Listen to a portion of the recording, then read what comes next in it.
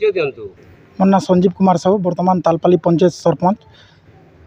ଆଜି ଆମ ଯଶସ୍ୱୀ ପ୍ରଧାନମନ୍ତ୍ରୀ ନରେନ୍ଦ୍ର ମୋଦିଙ୍କ ଉପଲକ୍ଷେ ଆମେ 75 ବର୍ଷ ପୂର୍ତ୍ତି ଉପଲକ୍ଷେ ଆଜି ମା ପାଇଁ ଗଛଟିଏ ଲଗାଇଛୁ।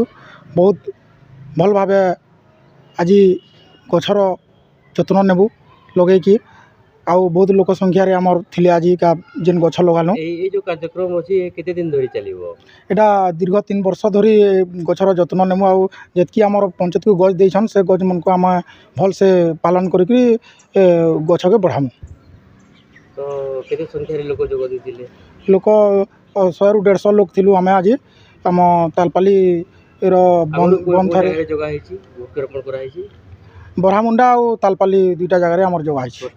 ହଁ, ଆପଣ କହିବାକୁ ଚାହୁଁଛନ୍ତି? ମୁଁ ତ ପ୍ରଧାନମନ୍ତ୍ରୀକୁ ଧନ୍ୟବାଦ ଦେମି ଯେ ଆମର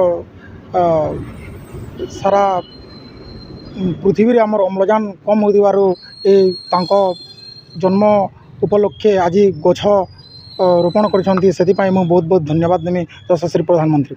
ଆସନ୍ତା ଦୁର୍ଗା ନବରାତ୍ର ଦୁର୍ଗା ପୂଜା ପାଇଁ ଆପଣ କ'ଣ ବାର୍ତ୍ତା ଦେବେ ପଞ୍ଚାୟତବାସୀଙ୍କୁ? ପଞ୍ଚାୟତବାସୀଙ୍କୁ ମୁଁ ତ ଆଜି ଆଡ଼ଭାନ୍ସ ଦୁର୍ଗା ପୂଜା ଉପଲକ୍ଷେ ମୋର ସମସ୍ତଙ୍କୁ ହାର୍ଦ୍ଦିକ ଅଭିନନ୍ଦନ ଜଣାଇ ଦେଉଛି। ଆଉ